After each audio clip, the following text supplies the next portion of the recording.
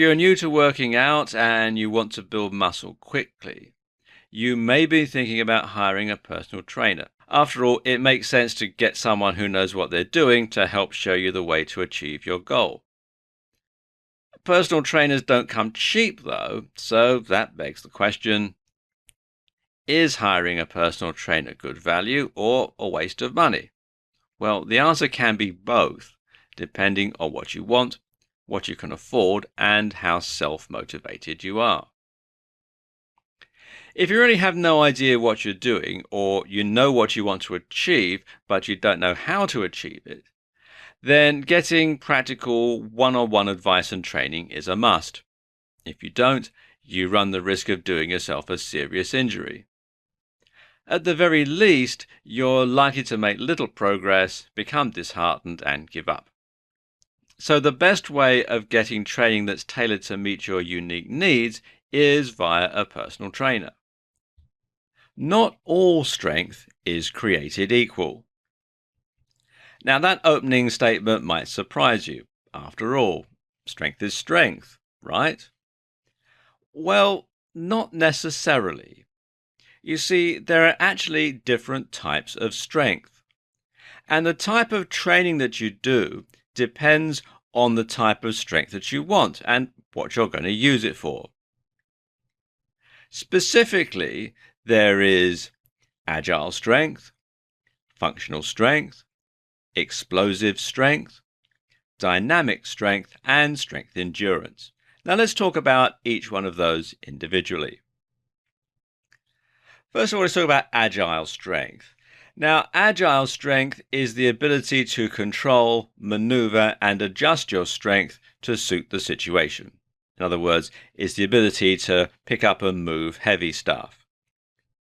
And this is probably the sort of strength that people use the most. When you're carrying groceries out to your car, for example, then you would be using agile strength. And you should train for agile strength to avoid sprains, pulled muscles, damaged tendons, etc. Now let's look at a typical training regime for agile strength as suggested by the American Council on Exercise. And they recommend multiplanar movements using a variety of free weights such as dumbbells, medicine balls, sandbags, etc., or cable machines. The intensity should be low to moderate, approximately 50 to 75% of the estimate 1 repetition, or 1 RM, for a particular exercise. Reps should be 12 to 15 plus. Tempo should be variable speeds, slow to fast. The sets should be 2 to 5 or more, and the rest interval should be 30 to 90 seconds. Then there's functional strength. And as the name suggests, functional strength is strength that is, well, functional. And it's strength that you can use.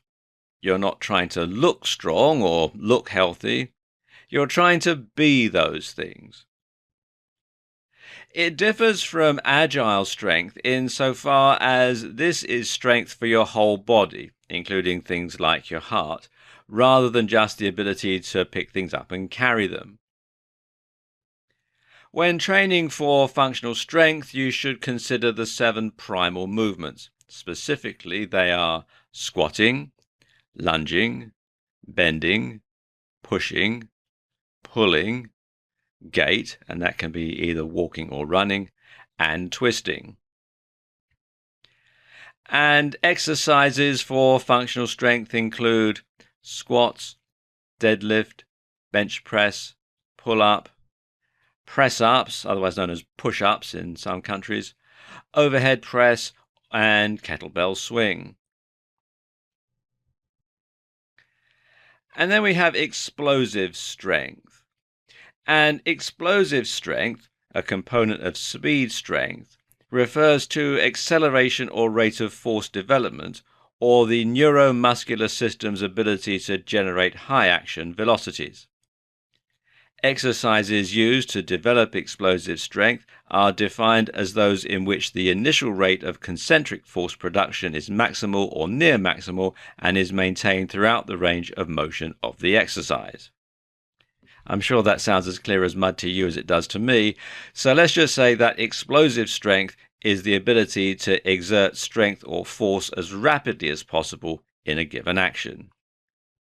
The exercises that you can do for explosive strength, as suggested by bodybuilding.com, include the plate jump, frog squat jump, box squat jump, dumbbell swing through jump, standing triple jump, finger clean, dumbbell jerk, ravers, concentric box jump, and long box jump.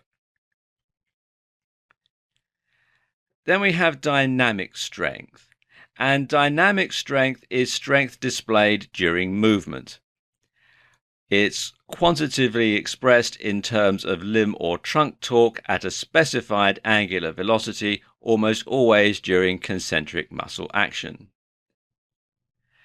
And typical exercises for dynamic strength include jogging variations, lateral movements, leg swings, lunges, and arm circles.